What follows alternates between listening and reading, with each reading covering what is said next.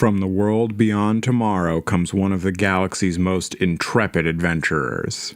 Today on Dumpster Book Club, we are reading The Ginger Star by Leigh Brackett. I'm Sean. And I'm Mimi. And this book is badass.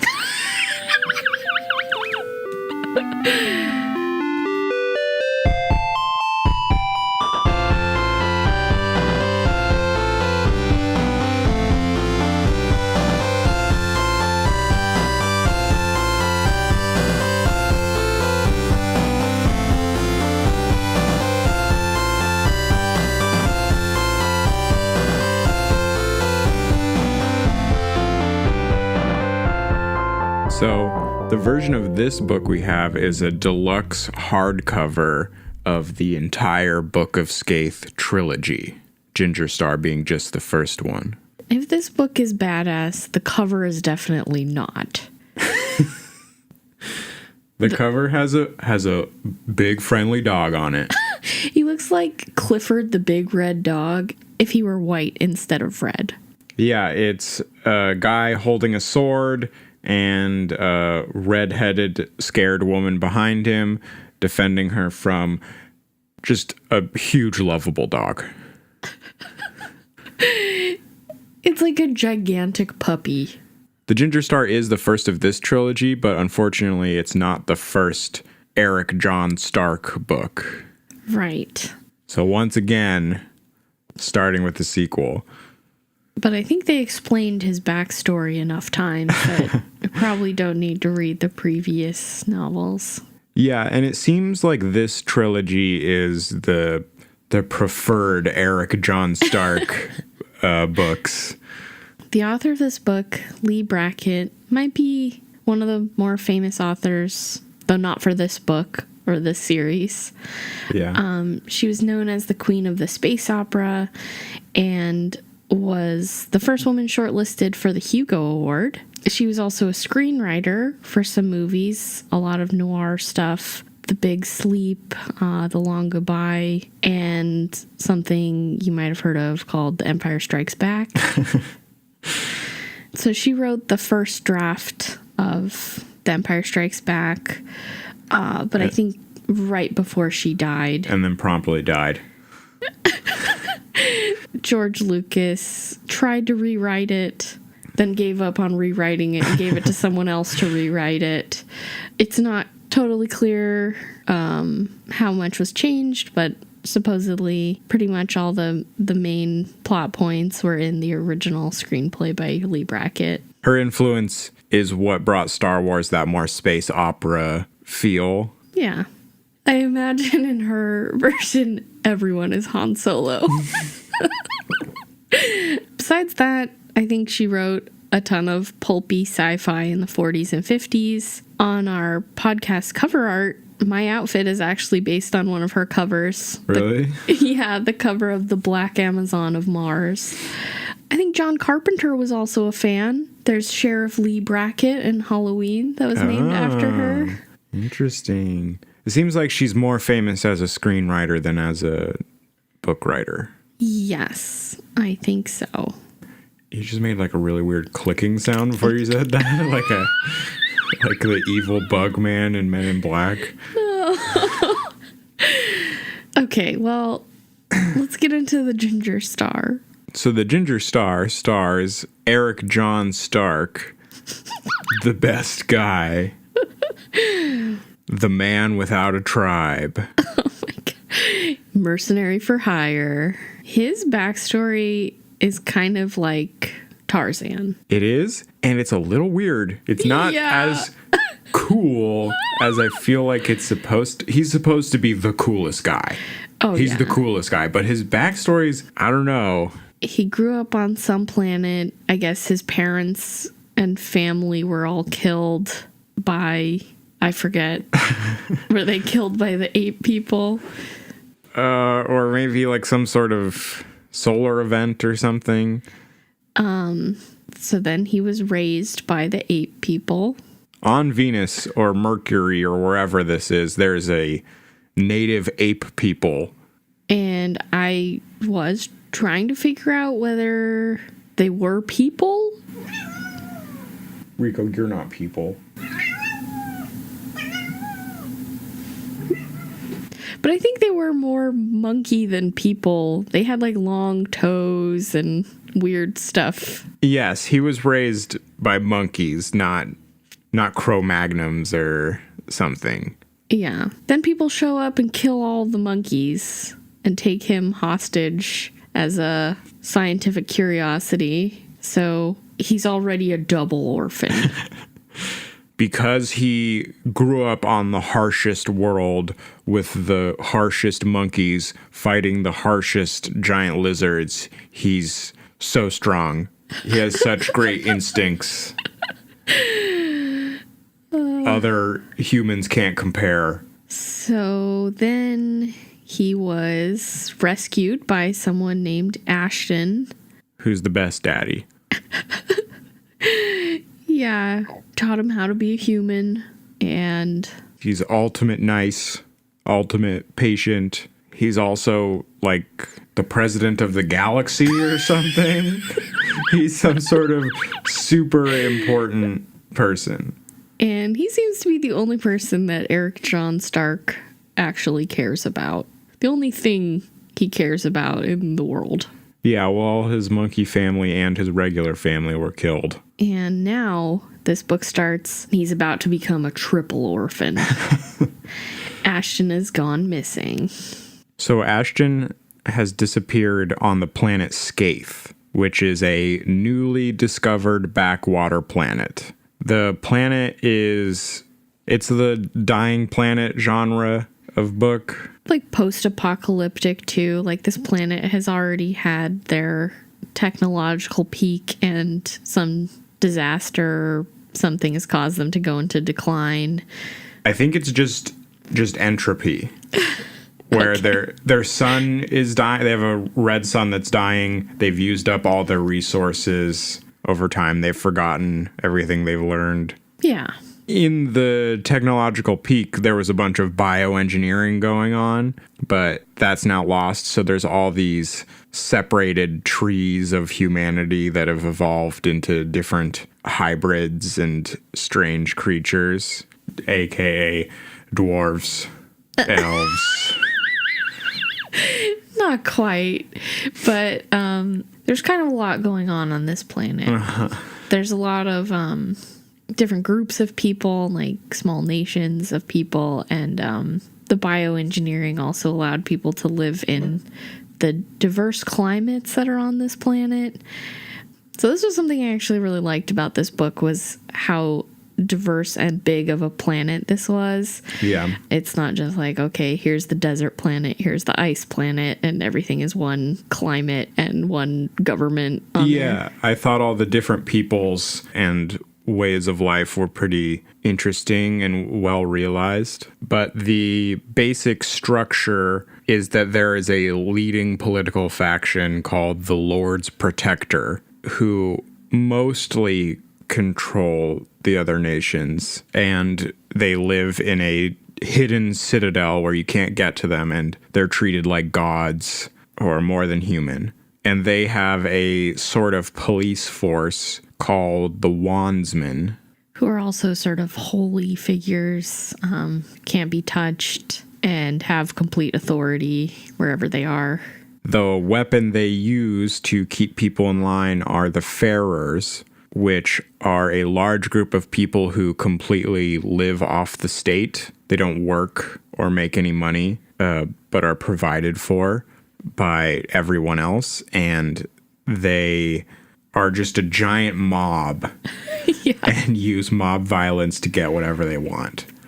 Yeah, you pay them in food and they'll start riots and mob violence for you. I kind of imagined them looking like the people from Borderlands. Yeah. They seem to fit the most into that post-apocalyptic setting where they're just kind of like piecing scraps together for their outfits and things like that. You learn all these things piecemeal throughout the book. It's never told to you in a straightforward information dump. But at some point in the history of Scathe, the Lord's Protector swept through the continent, the planet, something and brought up all the slaves and lower classes of the different nations to the privileged state of the Farers. And over time, the position has sort of reversed instead of evening out, where everyone who was in power is now a slave or, a common working man that has to pay for the Farers. Some of these oppressed communities are seeking asylum off planet because this takes place in a space opera galaxy with many planets and planetary empires. There's the Galactic Union. They're trying to leave to join that. Which would mess up the whole system of Farers on the planet Skaith. So Ashton is space president, negotiator, I don't know, comes to the planet to deal in terms, and he gets kidnapped by the Lord's protector and the Wandsman. So here comes Eric John Stark to the rescue. Yeah, he's going to kill everybody until he gets his daddy back. So through his expert espionage techniques and super cool guy spy moves, he manages to attract the attention of Wandsman Gelmar, which of course is exactly what he wanted to happen. Basically, he just wanders around like bait. That was his plan. But he's so cool, he knows he could have gotten out of any trap. Okay. And Wandsman Gelmar is the main bad guy in this story. On the planet, Gelmar has a lot of power. He's a very holy guy. He's less evil than the other Wandsmen. He's just more an authority of the Lord's protector. And he's not accustomed to being challenged or touched in any way, so... Yeah, he's not super strong or anything. Stark, punches him, and he's like, whoa, I can be punched? What is this? And, yeah, Stark pretty much just jumps at him and pushes him into the ocean off a cliff. And that's where we meet the Children of the Sea. Stark is using the classic interrogative technique where they both end up in a dangerous situation, and he just holds Gelmar there while the Children of the Sea are approaching. And Gelmar tells him where Ashton is being kept, and then Stark lets him escape back to the shore, but does not have enough time himself, so he is going to have to fight one of the Children of the Sea. So the Children of the Sea were some kind of horrible barking seal people. Did they have tentacles also? I don't know. They were truly horrifying. Stark has to fight one. He's the coolest guy, so he defeats it easily. Just imagine being underwater at night, wrestling a half dolphin, half muscle man with sharp teeth. It is truly terrifying. But no problem for Stark. So after he gets away from the seal guys, that's when he meets Yared. Yared? Yared. The $5 footlong guy. No. So Yared and his band, just like a pretty cool team of guys. Basically, they are the Fellowship of the Ring, and you meet them all. Yared is Aragorn or Gandalf, somewhere between Aragorn and Gandalf. Hawk is Boromir, but cool. He's like mean Boromir. I guess Boromir's mean, but he's meaner than Boromir, but also cool. Who are Merry and Pippin? There's the two brothers that you can't even distinguish between them, and they have two names that are similar, and they just call them the brothers. Oh, okay. That's Merry and Pippin. And then there's also a couple women in the group that don't have Tolkien parallels because, Tolkien. And then there's an evil lady named Baya who is Smeagol. Yeah, she's like a grubby little sneak that's following them around. So we find out that there's a prophecy that's about Stark coming to this planet as the Dark Man, who will deliver Skaith to a new age and save everyone from the Wandsman. And I think it's pretty funny that Stark is just annoyed by this. just gonna get in the way. Yeah, he can't be bothered about anything. He finds everything annoying. But that's cool. Being annoyed is cool. Yeah, he's just so cool. Just, he's not tied down to anything, you know. Unfortunately, the book just moves way too quickly, and we don't really get to spend enough time with all these characters in the Fellowship. But even in the small amount of time you spend with them, they all manage to at least be somewhat multidimensional characters. I think part of the problem is that Stark doesn't really care about anyone in this group, so it's hard for us, the reader, to care about them when anything happens to them. Well, I think I cared even though Stark didn't care. But, like, I don't need Stark to care for me to care about something. But I think the problem is that because Stark didn't care, he didn't spend time chatting it up with everyone, so he couldn't learn their whole life story. Yeah, everything's from his perspective, which is like, this is all annoying and not as cool as me, so who cares? Well, he's driven. He's on a quest, and all these people are just going to get in his way. All right. Okay, so they continue on to Ernan, which is where they're from, and this is one of those communities that is very oppressed under the current system, and they're basically slaves for everyone else. They're the only ones producing resources, and they're the ones that want off the planet. They're all captured and brought to a public execution. And Yerod is killed, and we've probably only been with Yerod for 10 pages. It's kind of like Gandalf, but he doesn't come back. That would have been kind of cool if he did, though. If we cared about him. Yeah. And then he wasn't dead and he did do something at the end. But no, he's dead. He's dead. Part of the public execution also involves Gareth, who is a prophet, seer, wise woman. Person who came up with this prophecy about the Dark Man was also Gareth, who was Gareth's mother. But she's dead. Everyone in this family is named Gareth. All the seers in this family are named Gareth. It's just one long line of Gareths. But the current Gareth is young and hot. So, but I got a little bit confused about that because... Of course you did. There are too many Gareths. So she's supposed to be like publicly humiliated also during this event, but she kind of turns it around on them a little bit. She planned ahead, and instead of everyone being executed, there's a little bit of a revolt. Yeah, Yerod is a hero in this town, and so is Gareth. So publicly executing them might have been a bad idea. So they're all freed, except for Yerod, who's dead. And then what's left of the party goes to Isvand, which is a town of mercenaries with no allegiance to anyone except money. Along the way, someone in the party, Kazimni, was telling like legends kind of about before the apocalypse. All the stories about their old technology has become kind of myths and stuff like that. But he also gives his Yelp reviews of Isvand. Thieves and robbers, he said, of the innkeepers and of the accommodations. They stink. 2.5 stars.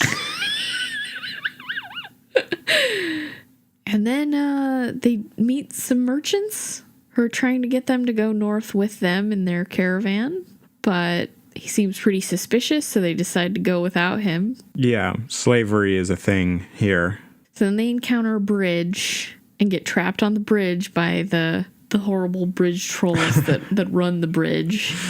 And the merchant caravan catches up, saves them, and then immediately enslaves them. So they just keep getting captured and then keep going the direction. They're always going towards the Citadel. They just keep getting captured, being brought to the Citadel. Then they escape, and then they keep going to the Citadel. Yeah. Leigh Brackett is just one of those railroading DMs. We're going to get to the Citadel one way or another. Spent a lot of time designing the Citadel encounter. We're going to the Citadel. I don't want to sit in town buying, getting drunk. in taverns the whole game. While they're enslaved by this merchant caravan, we meet the Corn King. Which is just a name Stark gives to him. He's not the Corn King. Stark just calls him the Corn, like decides he's the Corn. So the Corn King uses his corn magic and he freezes all of the merchants. Why does he have corn magic? He doesn't have corn magic. Why did he have magic at all? Well, Stark says he's seen magic in many forms on all of his different adventures. But he's never seen corn magic.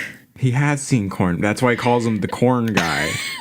Because apparently being a Corn King is a trope throughout the universe. There's many Corn Kings. But there's no corn. They live in a frozen tundra. Also, we should say that these aren't really humans. They're like little goblins. Were they little? Yeah, they're very short. Wow. Well, they weren't dwarves because they're dwarves later, and they weren't goblins because they're goblins later. Maybe they're hobbits. Okay. Corn King tells them how to get to the Citadel, or he's going to take them there. But they have to go through some spooky mountains. They have to pass through the mountains of Mordor. I think they were called the Witch Fires. Then there's another part called the Bleak Mountains. Yes. It's very bleak. So I think the Witchfire Mountains have these crystalline peaks that reflect the aurora borealis, so they look like the sky is on fire from both sides or something. It's pretty cool. And then the Bleak Mountains are just brown. So bleak. But the pass through the mountains of Mordor is guarded by cannibal dwarves. And they pretty much wipe the party, except Stark, Gareth, and Hawke. Yeah, Merry and Pippin die. Hawke's shield mate Brecca dies. Everyone dies except for... Well, the Corn King and their party also live, but then because they lost, they decided Stark isn't the Dark Man anymore, and the cannibal dwarves just let them leave. And what do you know? Gelmar is hanging out with the dwarves. He takes Stark from being captured by dwarves to being captured by him, and he's going to take him to the Citadel.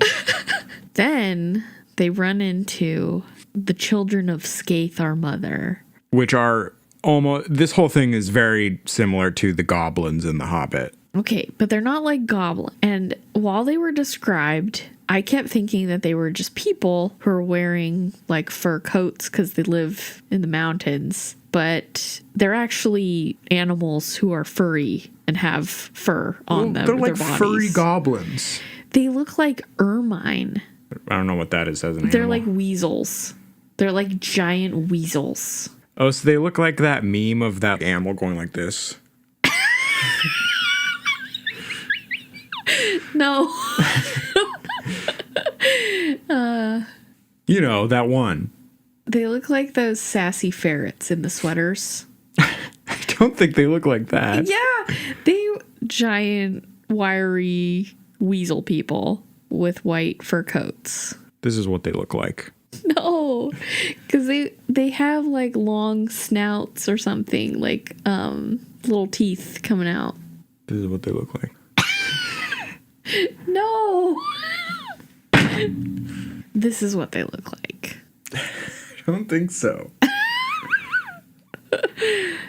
They capture the entire party, including Gelmar. They get captured again. And the children of Skaith, our mother, do some telepathy on Stark. So they, like, read all of his memories. He allows them to read his memories. Oh, right. He would never be telepathied. That's right. He's too cool for that. And he's done this before, so... And then they try to see the future. And I think they don't like what they see, so they decide they're going to kill Stark. But... He escapes. He escapes into their caves. Yeah, not like... out of the caves. Like Bilbo. And so he's just running through these like museums of artifacts and stuff like that from pre-apocalypse times. Lots of old weird technologies and artifacts, stuff like that. He runs into an old mink man with a lute. Who is Golem. He runs into Golem, but instead of a ring, he has a little lute. But he's not like Golem. He's just a guy who's trying to rediscover the lost art of lute playing. Golem's just a guy trying to fish. But he was minding his own business. So and Stark is like, I'm going to smash your lute unless you get me out of here. And so then he has no choice. He can't lose his lute. This is the last lute. So he leads Stark to the exit, and Stark kills a bunch of guards and escapes. A part of this escape is that he has to leave Gareth and Hawk behind. Right. Where he did have a moment where he felt bad about leaving Gareth and Hawk behind, because he does kind of like them. He's grown attached to them. So really, he isn't just the coolest guy. He has a heart, too. But he has to make the rational decision here and leave without them, because he'll never make it with them dragging him down. Yeah, he doesn't care that much. He has to get out of there. Okay, so then he's out in the dangerous wastes. Still going to the Citadel. Yes. And the wastes are dangerous because it's guarded by demons, which are actually just big fluffy dogs. Yeah. This is our scary monster on the cover. These are telepathic dogs. They typically defeat their enemies by just sending them fear. And so then they're too afraid and they get eaten by the dogs. But Stark beats it with his beast mind. And then he kills the alpha dog, so now he's the alpha dog. Yeah, he rubs its nose in its poop so it doesn't poop in the house anymore.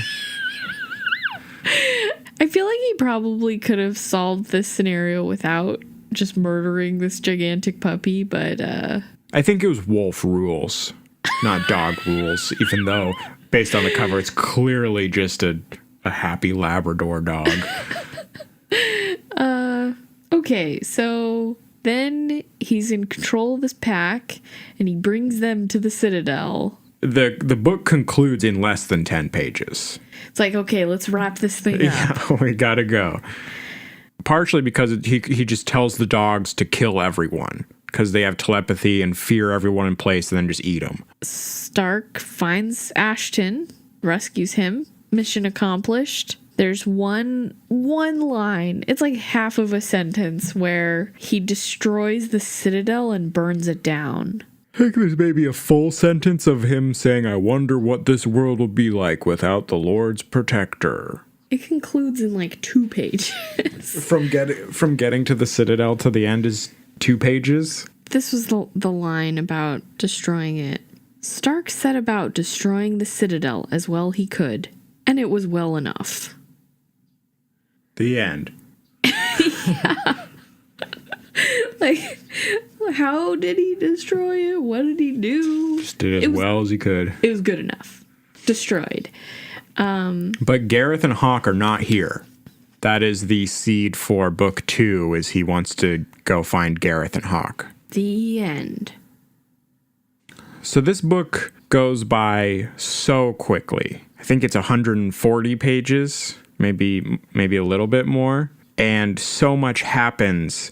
It takes you a while to get used to the pace of it. There is a fair bit of world building, and you get little snippets of character building and other stuff, but it's just thrown in there where it can fit. And a lot of times you'll be introduced to something and want to know more about it, and you just have to trust eventually later on the book there'll be a line about it or something. For me, I wish the book was twice as long or 3 times as long and spent more time on everything.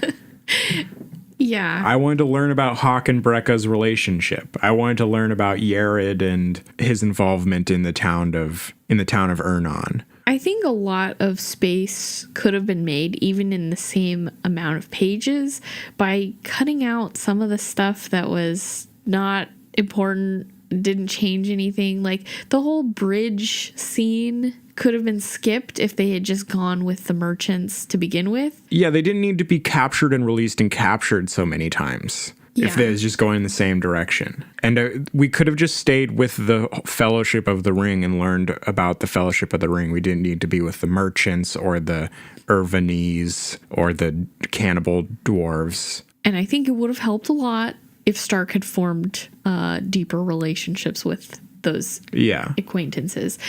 But it just, I did really like the world building, and I thought there was a lot there. And it's like you have this background that's a beautiful, rich painting, and then you have like these cardboard cutout characters on top of it. Well, I think in the time they were given, they weren't, other than Stark, they were not, one-dimensional. They were given as many layers as you could with one paragraph per character.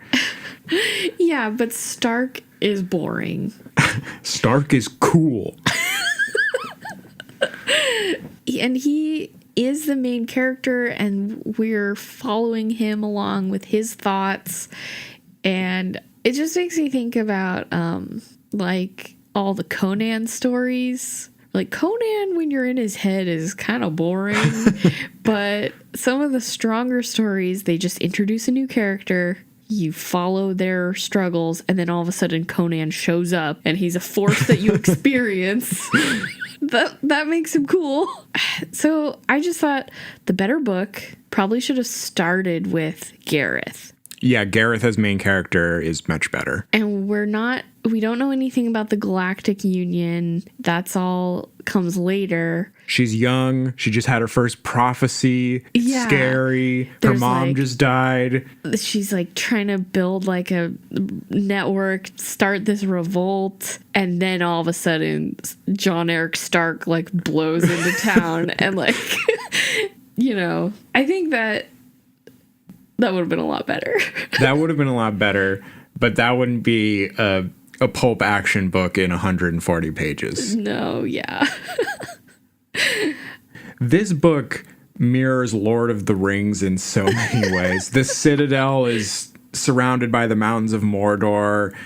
Sauron and everyone in the party are the different members of the Lord of the Rings. They like hits all the same beats. They go to very similar places all the way along. It's basically the Lord of the Rings if instead of boring little Frodo who can't do anything and needs Samwise to carry him everywhere, instead of Frodo you had like the Punisher. Like Gandalf decides, I don't think a hobbit should take the ring. Look at this killing machine over here. That guy seems the best to take the ring to Mordor. Yeah. Oh my god. So who do you think this book is for? I liked this book, and I think me wanting a longer version is a good thing. I think that means it's successful, maybe. If you read a book and you say, oh, I wish that was 3 times longer, that's probably a successful book, right? Yeah.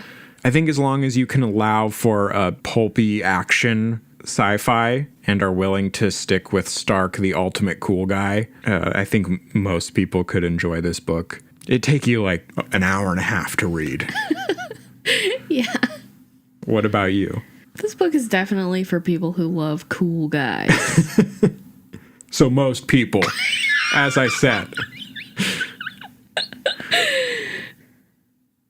Oh, I guess neither of us know anything about Game of Thrones, but there's a lot of internet theories about this book being a big influence on Game of Thrones. Oh. Apparently there's a guy named Jon Stark in Game of Thrones.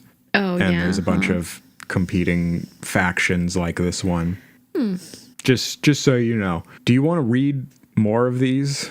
We have the trilogy. Should we read the rest of them? Or would you want to? Or is the Ginger Star enough? I'm not super excited to go back to books 2 and 3. I feel like I might, but it wouldn't be high on my list of priorities. What about you? Well, maybe if we need another short book. This was better. This is the best of the short books we've read. Compare this to Cosmozoids and Next Stop the Stars. If there's ever a month where we feel like we can't handle, this seems like a very easy choice to me. Yeah, that's true. Anyway, I think that's it for the Ginger Star. If you'd like to join us next month, we're reading Winter World by C.J. Mills. And you can contact us at dumpsterbookclub@gmail.com or join our group on Goodreads. It seems like a trend where we're talking about other books at the end of the episodes. Mimi and I both read A Princess of Mars by Edgar Rice Burroughs. Well, I read the first half of this book twice. Oh, you didn't finish it? No. I finished it. And supposedly this is the ultimate dumpster book, so I figured we could talk about it a little bit here. You've been wanting to read this one for a while.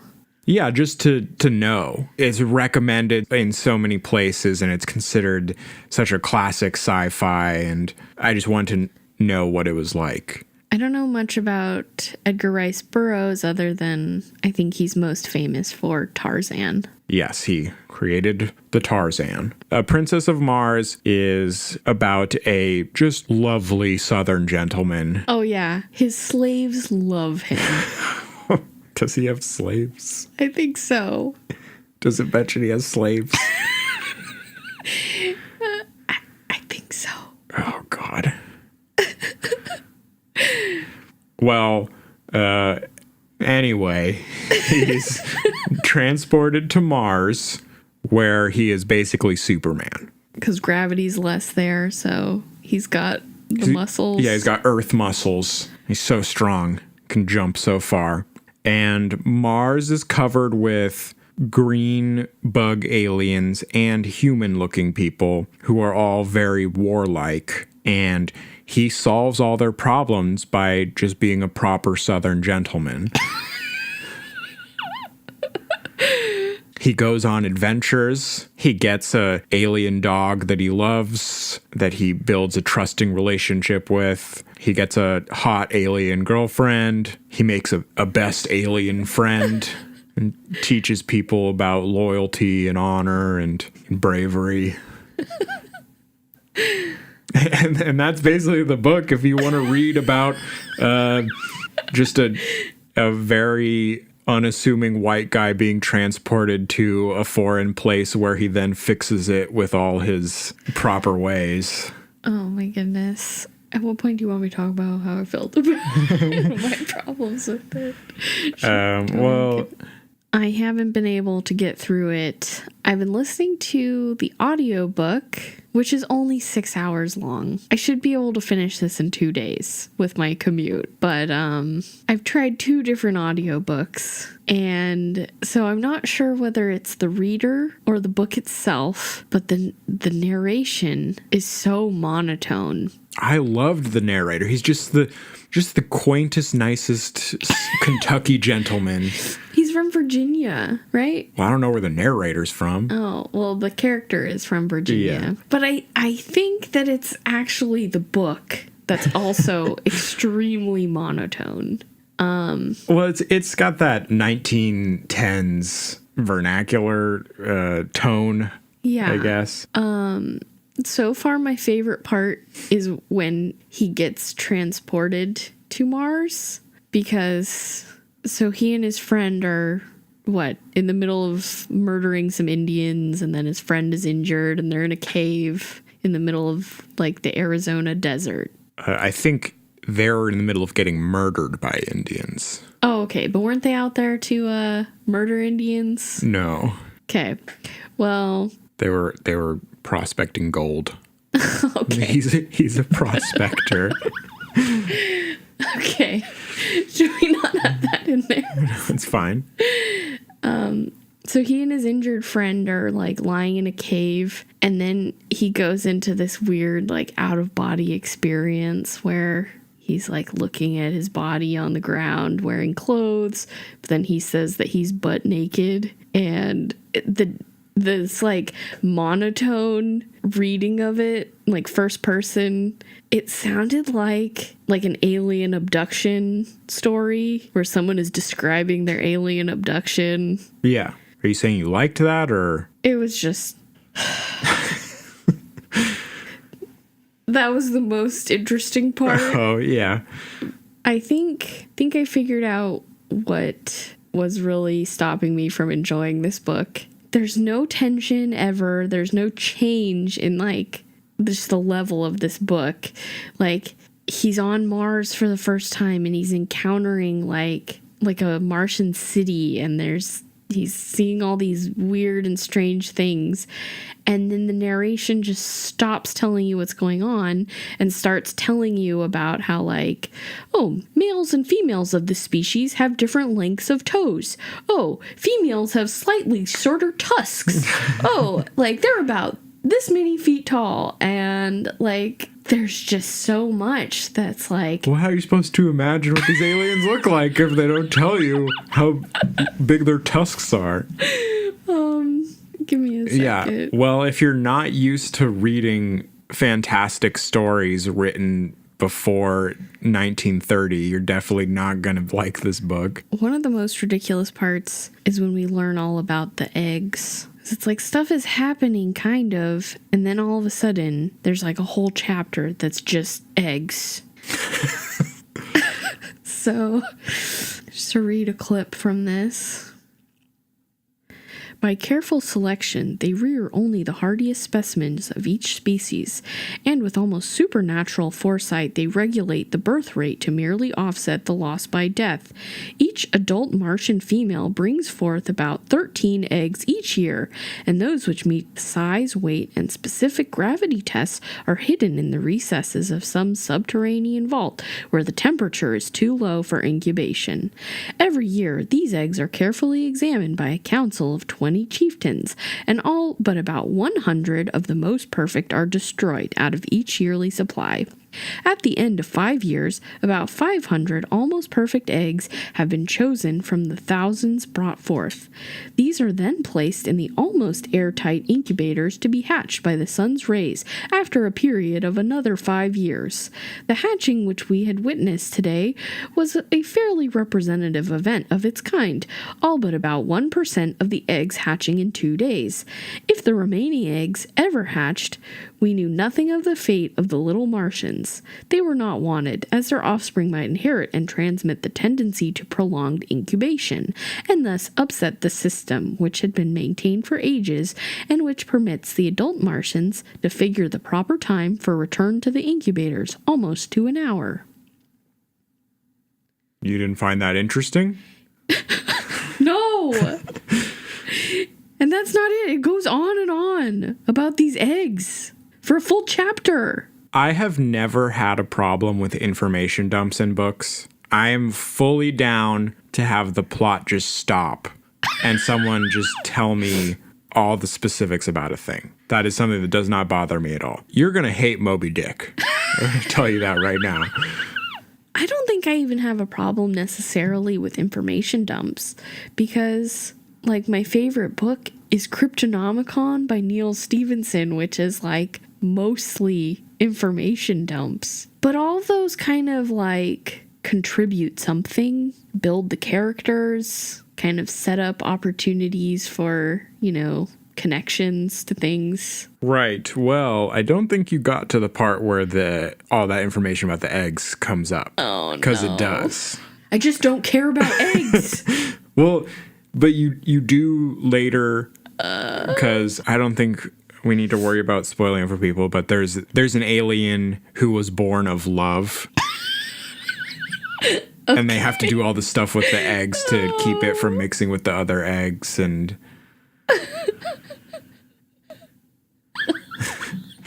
okay. Well, who do you think this book is for? Not me. Yeah, not Mimi, clearly. And I think it's sort of advertised as a big adventure romp, but it is very slow until the very end. And it is very dated. So if you're not used to reading old fantasy stuff, it can be a bit jarring. But I think it is a good little window into dumpster sci-fi, because I do see a lot of its tradition in these books we're reading now. However, I don't think it actually has the literary value people place on it. It's not a good book. I don't think it's a bad book, especially compared to other pulp sci-fi. So I don't know. If you think you would like A Princess of Mars, you would probably enjoy it. But if you're not sure, you probably won't enjoy it. What about you? Do you think anyone would like this? Well, I don't know if I can really say until I finish it and find out the importance of the egg incubation period and the percentages of eggs that survive and the number of eggs laid by each Martian mother. You didn't even get to the part where they talked about the air recycling stations.